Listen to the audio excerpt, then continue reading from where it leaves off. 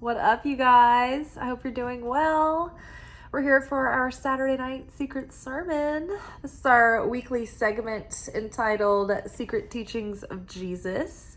You can find the playlist on my channel, Light Love Magic, which you should subscribe, and you'll get all kinds of great videos. I release a video every day.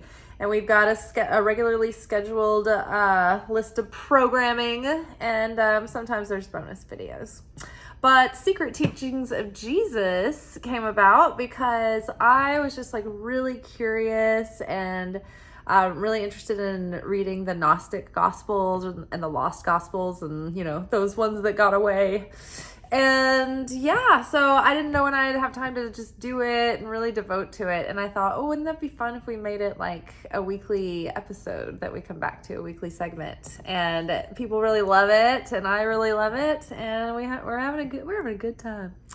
So yeah, we've been in the Nag Hammadi scriptures, which were the scrolls found in Nag Hammadi, Egypt. And another set of teachings I would love to get into is the Dead Sea Scrolls. I'd like to look through those, but I feel like the Nag Hammadi ones have a lot of the good stuff. Like the secret the secret book of James is in this, the Gospel of Judas, the Gospel of Mary, Pistis Sophia, Thunder Perfect Mind. So there's a lot of really great writings in this collection. And I'm really excited to see what comes after the Gospel of Philip. So we've been in the Gospel of Philip for a while. And I don't know, it's just like once I start into these books, I don't want to jump around. I want to really get saturated into the material as a whole, as the writer kind of is able to relay their consciousness as a body of work. So I've kind of liked that. I don't know, growing up, I don't know what kind of church you guys went to, but I went to this indie church. It was a one-off. It wasn't part of a chain of churches. We weren't even really, it was Southern Baptist, but I wouldn't really consider it very Southern Baptist. It was very independent. We were kind of our own thing. And yeah, my pastor would just skip around the Bible and go where he felt led to go that week, which I thought was cool because our church was not on a set curriculum or anything. It was very freestyle. So it was very much where does the Spirit move us this week kind of place, which was cool. And you can kind of see the context of where I've come from. Yes, in the southern United States of America. So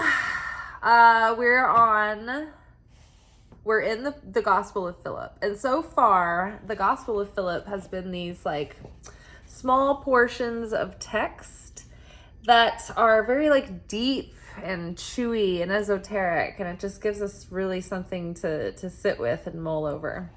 And I think that's what they were all about. I think they were meant to be poetic and cryptic. And when you study Kabbalah, the teachings are so deep and so you're learning a whole system of consciousness and existence and associations and language that you don't already know and symbols that are really abstract, but then they get more specific as they sink in. It just takes time. And so this is very much in the brain execution it takes to start wrapping your mind around the mystic Kabbalah. Maybe not so much the daily life application, but definitely some of the mystic concepts of it. So it can get thick, but I like it. It's been fun. So basically, I will come in from work and I will choose a portion that kind of stands out to me. It speaks to me. And I kind of give it a couple of reads, and then I kind of start getting some downloads. And so that's when I just like to start the camera and we do it fresh, raw, hot off the press. Okay, so I will read through this portion a couple of times. It'll start off really horrible, and then it'll get a little bit better.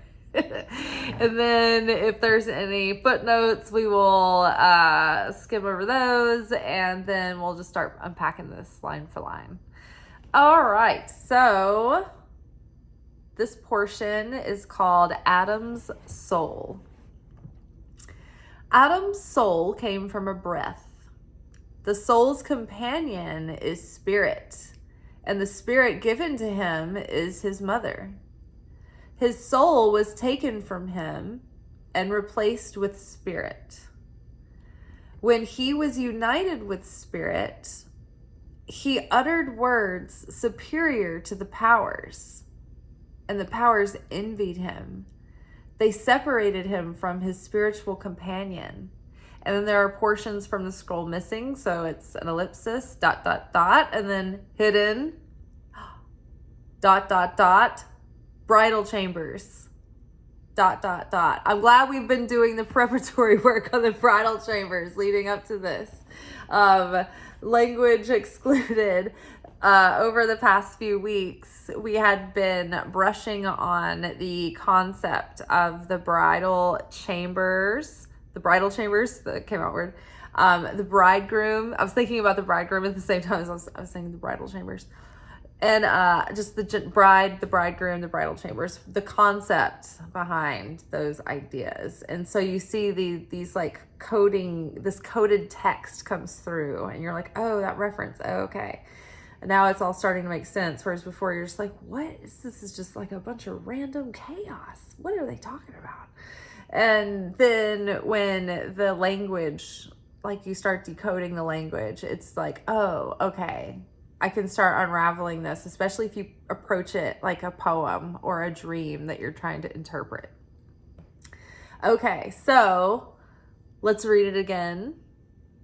There were a couple of footnotes, so let's go to those now. Adam's soul came from a breath. So let's see, that's 87. So it's a reference to Genesis and the Gnostics' account of creation. Okay, so let's just read this again. Let's get back in the mood. Let's get in the mood. Okay, Adam's soul came from a breath. The soul's companion is spirit, and the spirit given to him is his mother. His soul was taken from him and replaced with spirit. When he was united with spirit, he uttered words superior to the powers, and the powers envied him. Secret Book of John 2, like the second one, part 2, part 2. That's interesting. I would love to read the Secret Book of John. Awesome. Okay, so we weren't gonna get sidetracked. Okay, so and the powers envied him. They separated him from his spiritual companion, hidden and bridal chamber. Okay, I'm gonna read it again, and there's just so many things coming up. Okay, Adam's soul. Adam's soul came from a breath. The soul's companion is spirit, and the spirit given to him is his mother. His soul was taken from him and replaced with spirit. When he was united with spirit, he uttered words superior to the powers, and the powers envied him. They separated him from his spiritual companion, hidden bridal chamber. Okay, so Adam's soul came from a breath. So in the beginning, there was darkness and formlessness, and chaos was everything. Unbeingness. There was potential. There's energy, but it was formless. It was void. And so God was eternal. So I love Genesis, the first couple of verses. As a child, I would obsess over the spaces left between the lines, and you're just like, there's so much more here. What is going on? And so I've been thinking about this for like my whole life. So I like this passage because we are like reading the breakdown of the slow motion of the creation of Adam and that first breath and the birth of the souls of all mankind. So Adam's soul came from a breath. So as God condensed, came together, the first utterance was, let there be light. There was light. And so everything in creation started with the light breathing, using breath to create a word, the word. And so Adam's soul, when he spoke Adam into being, and he took Adam from the earth and created this flesh, Adam represents all the souls of mankind. He's not just the first man, he is mankind. Everything sprung off from Adam. So, and that's like true at the soul level as well, because when God took a rib from Adam and created Eve, it was like a representation of how all of our souls started from one singular soul and started branching off from there. Adam and Eve, and then their offspring and their offspring. And so it's like all of our souls are related and all of our souls are one, but they have this like separate identity, right? And each soul, like we carry our soul through our lifetimes, and we take it through processes, and we develop the soul, and we elevate the soul, and we awaken the soul, and we try to scrub off the layers that aren't the soul, the veil that got drawn at the end that created the hidden and the bridal chambers, that part. There's a lot there. Too bad that scroll disappeared. We don't need the scroll. It'll come through. Okay, so Adam's soul came from a breath. So when God had Adam there, he brought him to life with breath, with words. When we look at the four living kingdoms from the hermeneutic lens of Kabbalah, from the perspective of Kabbalah, there are four classifications. There's the mineral kingdom, which is the ground and the rocks and the minerals and the crystals and all of that stuff. And that has its own level of consciousness. It's a living kingdom. But the desire, the vessel is small for movement. So it doesn't want to necessarily become like the light. So it's the base level of the living kingdoms. Then there's the plant kingdom. And the plant kingdom has a little bit greater vessel and a desire to be more like the light, and to follow the light, and to move, and to receive the light, to take action in order to do that. The plants move. If you look at them in slow motion, they're like gradually moving a lot. They have quite a bit of personality. So the plant kingdom, and they have their own level of consciousness. And so the plant kingdom absorbs the mineral kingdom in order to replenish itself. And then that elevates the mineral kingdom. Interesting how they all play together. So then there's the animal kingdom.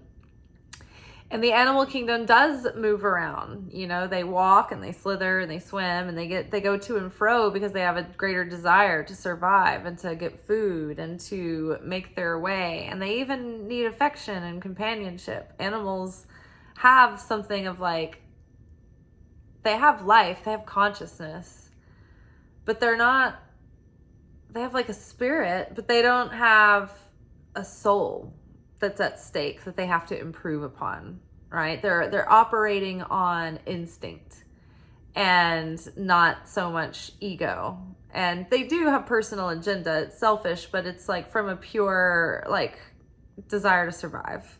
They're not, you know, until they've been humanized more. Like animals aren't super like, you know, vengeful and petty, and they have like hormonal things and like stuff like that, like brain imbalances sometimes, but they're not like people.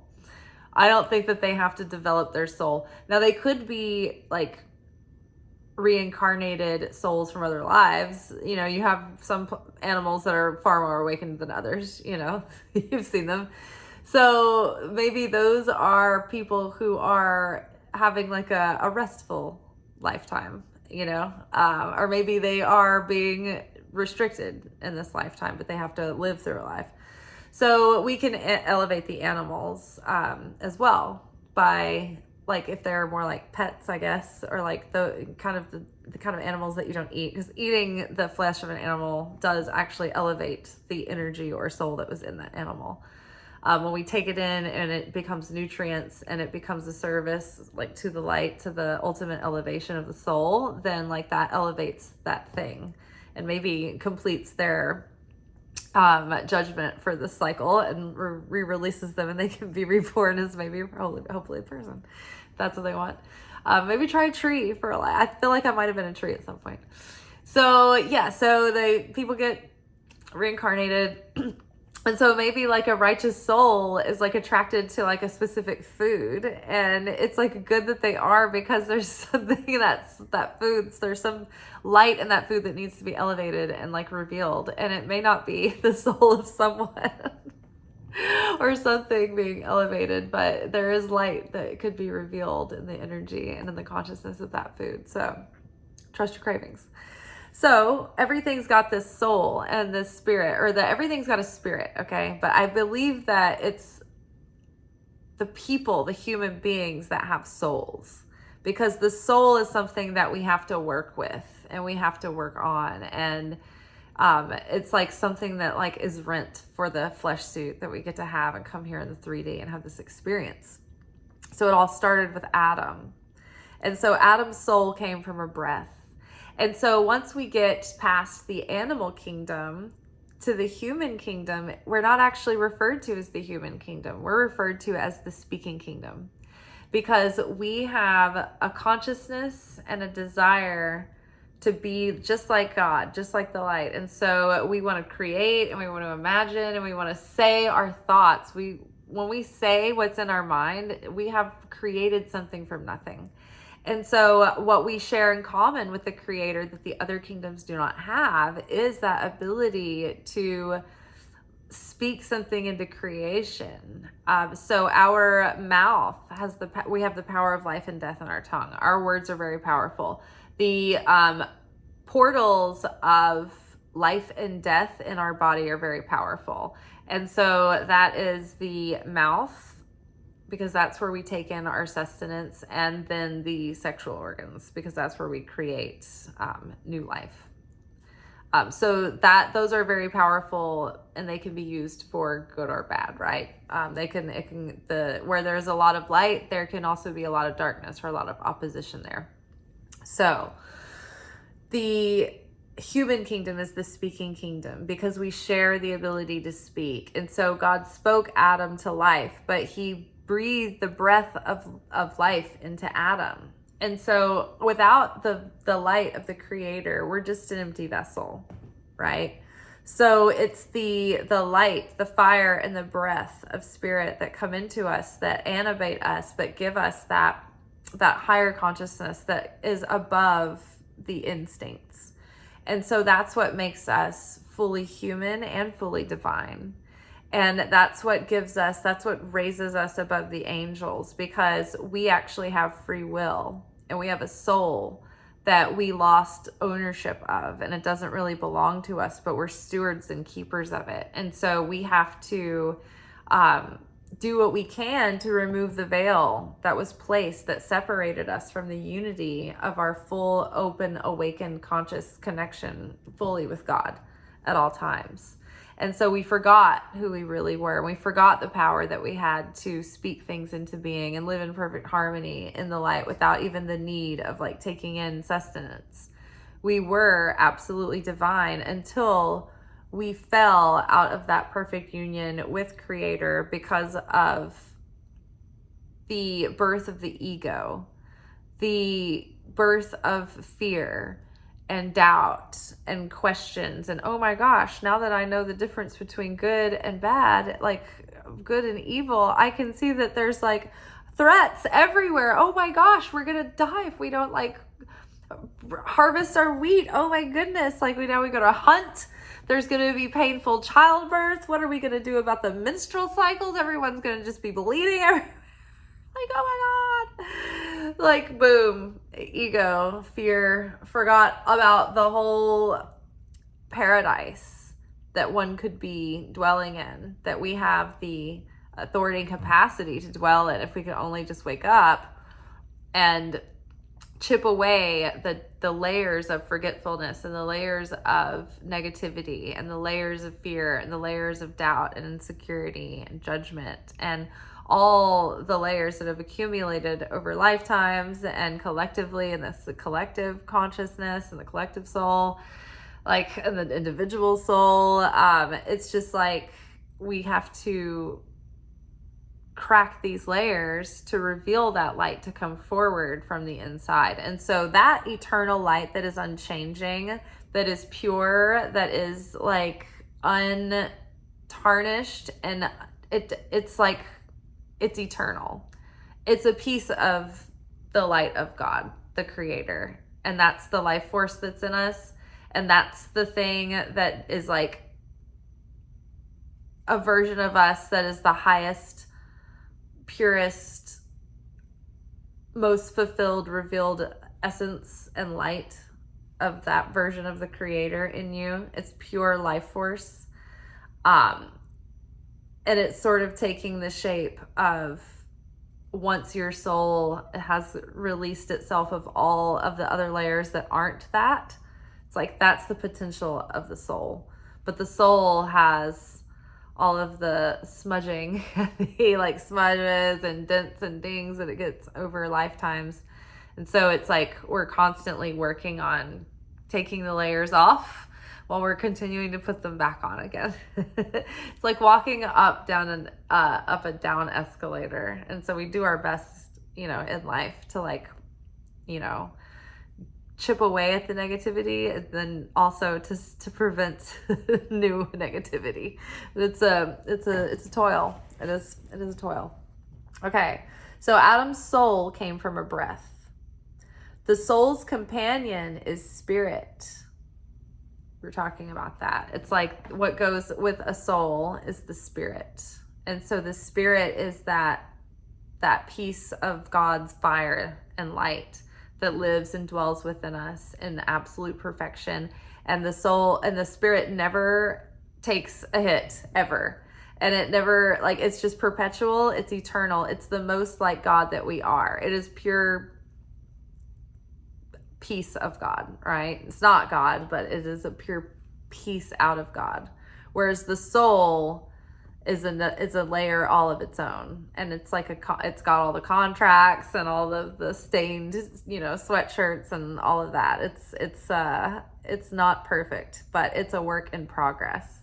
So you see that they're separate, and so our spirit we get for no cost, no interest, right? It's ours. It's the life force that keeps us living. If we didn't merit being here, the spirit would leave us.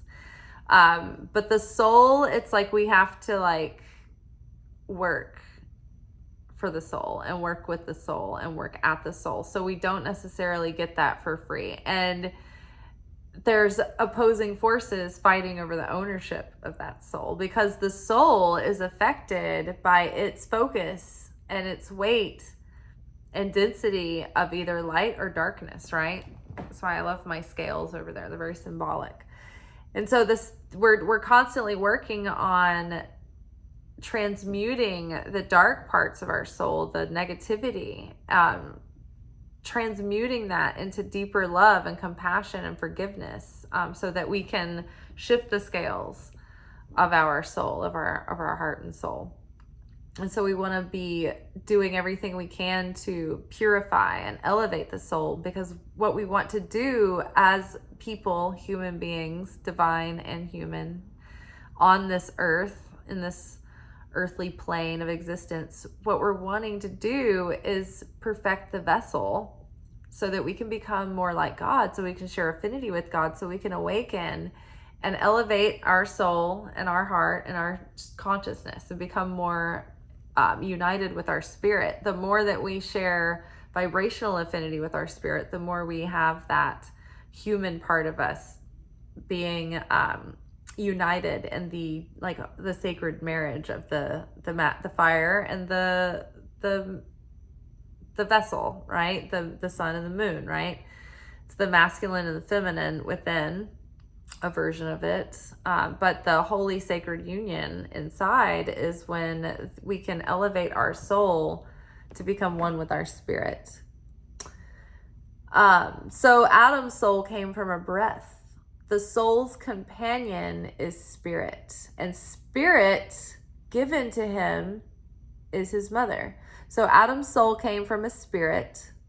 The soul's companion is spirit, and the spirit given to him is his mother.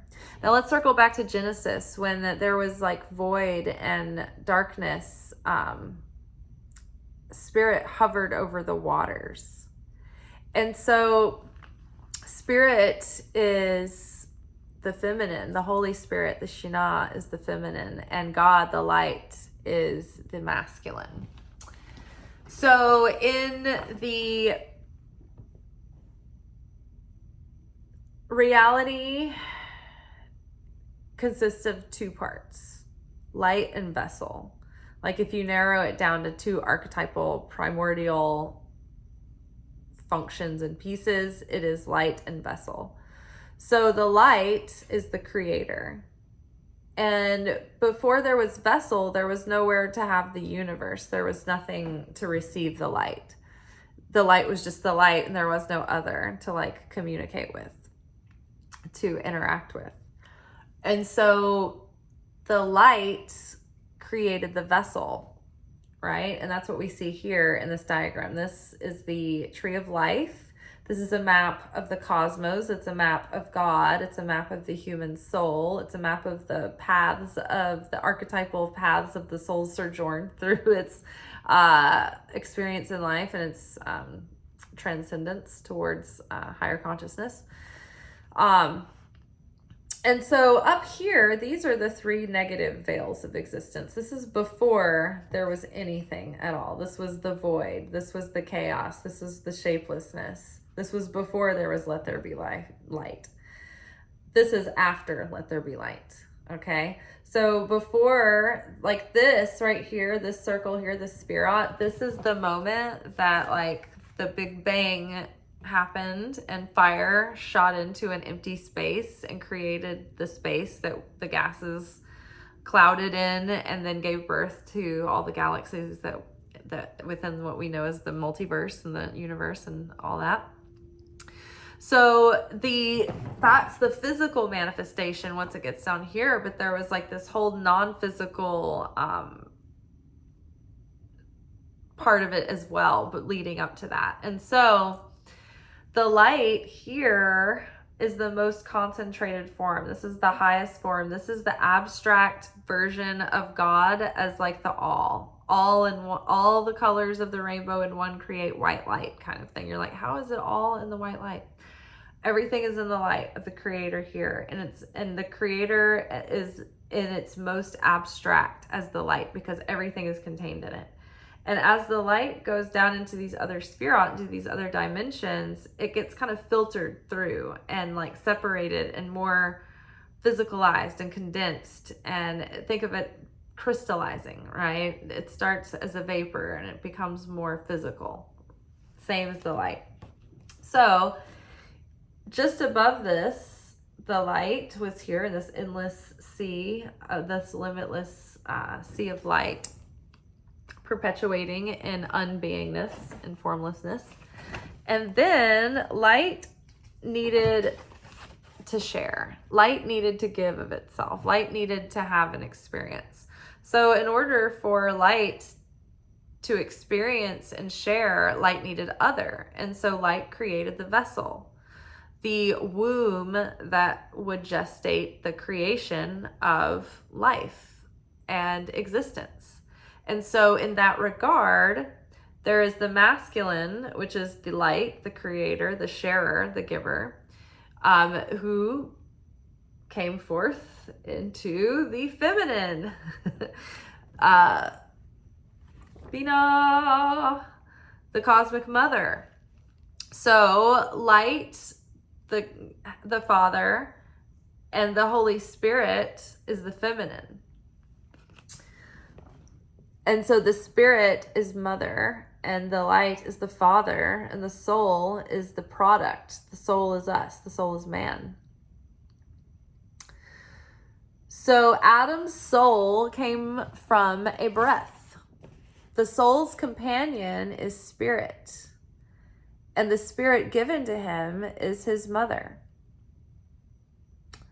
His soul was taken from him and replaced with spirit. So the spirit, like we were talking about, gives us light and life, and it makes us animated, and it brings out our life, our expression of the light within us. But it's filtered through the soul. So the soul was taken from him and replaced with spirit. And so every night even, the soul leaves the body and goes to the upper realms to go through like this miniature judgment day, this miniature version of death. Because death is cleansing and judgment is cleansing. And so the soul needs to purge and cleanse every night and try to go before the court, take the, review the plays and judge, okay, what is tomorrow going to present for the soul in order for you to navigate through the playing field of life, in order to like balance out things that, you know, about like account for your karma, do your soul's correction, do your soul's tikkun, correct for your wrongs for the day, try to elevate yourself, try to cleanse and purify, become more like the light for tomorrow. And so if you make some progress in the day, maybe tomorrow will be a lighter load for you. Like it might be like a nice, pleasant, positive day. And it's not that the days full of judgment and chaos aren't necessarily positive, because they are helping you work off your negativity. So in that way, they are opportunities. So that's positive. It's just not pleasant. Positive, not pleasant. Me. Okay. So Adam's soul came from a breath.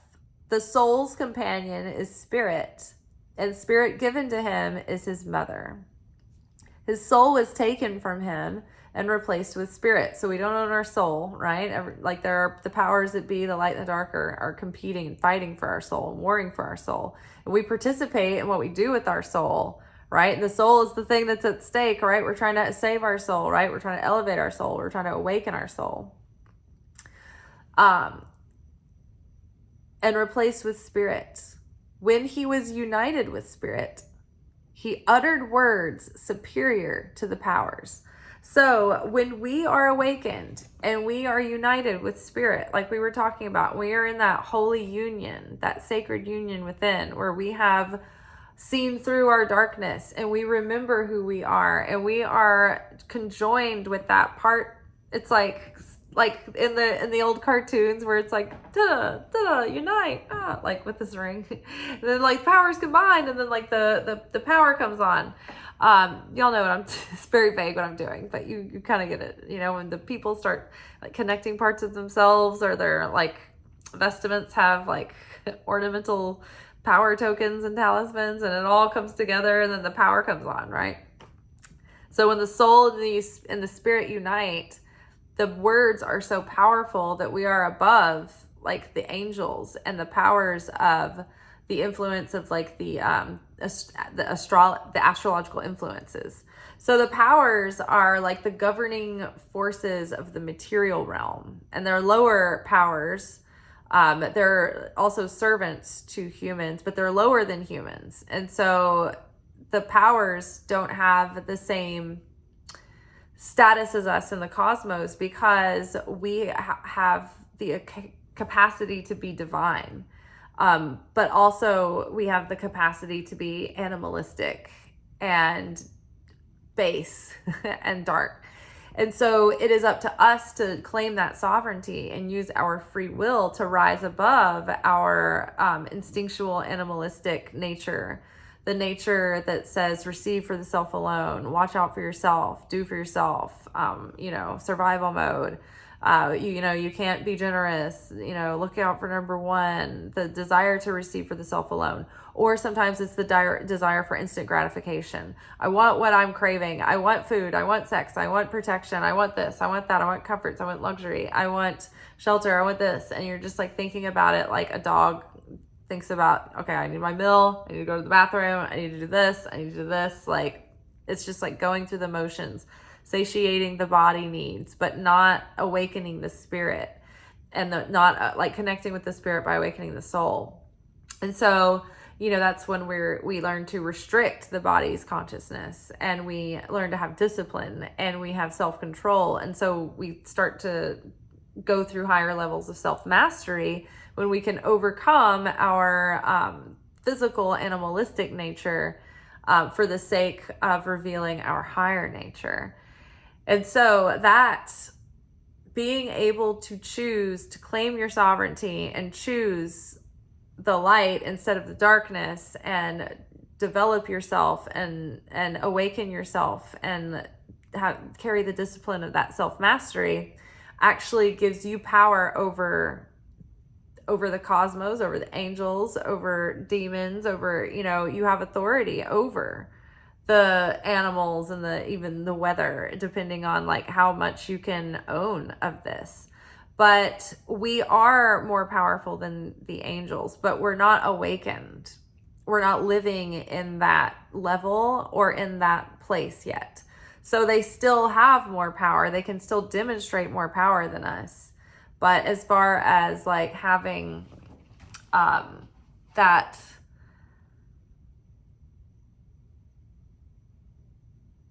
affinity with the Creator and with the Christ, the human beings, even though we have the lower nature, our higher nature, it puts us above the powers. And so those would be like angels, entities like in that realm. I don't know if like the demons are powers, or the powers, like if the Satan and the demons and the opponent force are lumped in under the powers. I think that like the astrological influence and the planets and the stars are powers, because they do embody like the patterns, keeping the order of things. But if you're not necessarily like resigned to be under the influence of them, you can actually claim your consciousness, awaken your consciousness, and be above the influence of the astrological energies. And you can like look at your chart and not be resigned to that as your fate, but like take it on and correct and heal things and try to bring things into balance. So that gives us, makes us superior to the powers. Okay, so his soul was taken from him and replaced with spirit. When he was united with spirit, he uttered words superior to the powers, and the powers envied him. They separated him from his spiritual companion, hidden in bridal chambers. So after the powers saw that Adam, because remember, we're talking about all of mankind and us individually and us as a collective, but still Adam's soul came from a breath. Adam's soul's companion is spirit, and the spirit given to him is his mother. Adam's soul was taken from him and replaced with spirit. When he was united with spirit, he uttered words superior to the powers, and the powers envied Adam, and they separated Adam from his spiritual companion. So separated him from his mother, separated him from the supernal feminine. This Binah, this is the supernal mother. This is the supernal feminine energy of all of existence. The masculine here, the supernal father, is Hakma. That is the source of the supernal masculine influence of all of creation. So it's kind of like also like the primary colors, right? You've got yellow, red, and blue. And from those colors, you make every other color. Same here. It's like the energy of the pure light of the Creator, which is Keter, which is the spirit. And then that is organized into the masculine, pure, fire of dynamism and action. And then that is then channeled into the structure, boundary, and discipline of the feminine, which creates shape, which creates a vessel to contain the dynamism. So then that combines to give birth to the rest. Okay, so Adam, so they separated him from his spiritual companion, the spirit, the mother. So all blessings, like when we connect to like the higher energies during the high holy holidays, we are usually receiving light from Binah, which is the nutrients, the sustenance, the blessing, right? The thing that feeds our soul and feeds our spirit, but also like the blessings of the year. So we want to connect with that, right? But Adam, the powers envied Adam and his power and his stature. And so they separated him from his spiritual companion, the mother. So they cut him off from his blessings by interrupting his consciousness. When you're in a pure state of consciousness and you have no worry and you have nothing but certainty and belief, and you remember everything that you are and are capable of, and you're not weighed down by anything, like that you are like one with the creator in that moment, and you are connected to your blessings. And so you are in such affinity with the light of the creator that you're like one with the creator. Vibrationally, you resonate. So you come together and you're under that umbrella of blessing, and you're in the light, and you're in the flow of it, and things are easeful, and like abundance just flows. But when you lose affinity with the light of the creator and your consciousness falls, and you get focused on the lack and the fear and the doubt and the uncertainty and the insecurity, and like thinking about what can I get for myself? Oh, I'm hungry, I'm horny, I'm this, I'm that, like all of the animalistic needs, plus like your grudges and all of that stuff gets layered on. It's like any bit of that can just throw you off from that being in affinity with the light of the creator. Oh my gosh, pop off, suddenly disconnected from the light, no longer resonant, dissonant. So you disconnected from the light, and you disconnected from your blessings. So the powers saw Adam, and when he was united with the spirit, he uttered words superior to the powers, and the powers envied him, and they separated him from his spiritual companion, and they separated him from his spirit. And so like it's the fall of Adam, the fall of consciousness, the birth of shame and guilt, all those things that started building layers that drew a veil over our waking consciousness, being fully connected with that spirit, with that higher self, being fully in like confidence and no fear, and having no doubts and no discomfort, and total fulfillment, right? So I like to compare, I like to use the movie Barbie world. It is a great example of what it was like in the garden before the fall. It's just perfection, no insecurity, like don't even need to eat food. I just pretend to eat my waffles. Oh, I stand in the shower, but there's no water because I'm not dirty. That kind of thing, like absolute bliss, absolute paradise. But it was the fall of consciousness that drew a veil that we're talking about, and put that spirit, that inner fire, that inner protection, it just drew into the innermost chambers inside, the deepest point within, because that's the most affinity we have with the creator. And so that's like being able to look upon the creator. And the veil was drawn because now with the layers of the soul, it's like it's too much light. We don't have affinity with it anymore, so it can burn us up. It's too much light to take in. So we have to practice restriction, and the veil is drawn. And so the veil is drawn back, at different points of the year, but we have protection during that time. And so we have these brief moments where the veil becomes thinner, and we can feel the truth, and we can start to reveal the truth inside of us, and we have revelation, and things become, our soul is awakened, and they become apparent to us, but it's not constant all the time. But if we had not fallen, or if we could awaken completely and like remove the veil, then that's the moment that our soul and our spirit would be completely united again, right? But it's that veil, and it's the forgetfulness and the layers that we're always like kind of like chipping away at and trying to like reveal that light again so that we can unite with the spirit.